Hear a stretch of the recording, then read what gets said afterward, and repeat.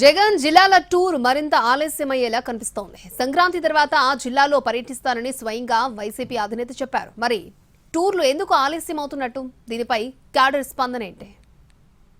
Assembly ఎన్నికల్లో ఓటమి తర్వాత వైసీపీ శ్రేణులు నిస్తేజంగా మారారు. దీంతో క్యాడర్లో మళ్లీ జోష్ నింపేందుకు నడుం బిగించారు ఆ పార్టీ అధినేత జగన్.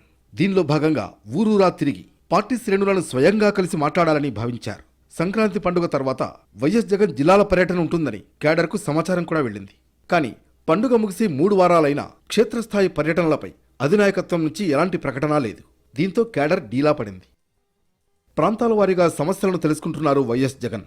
దీనికోసం పలు జిల్లాలకు సంబంధించి సమీక్షలు నిర్వహించారు. ఇంకొన్ని జిల్లాలపై సమీక్షించాల్సి ఉంది. ఈ కారణంగానే జగన్ జిల్లాల టూర్ షెడ్యూల్పై స్పష్టత రాలేదని తెలుస్తోంది.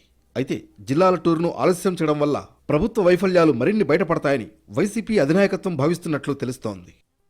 ఎన్నికల సమయంలో కూటమి నేతలు ఇచ్చిన హామీలు అమలు కావడం లేదని, ఈ అంశంపై ప్రతి ఇంట్లో చర్చ జరుగుతోందని పలుసార్లు జగన్ అన్నారు.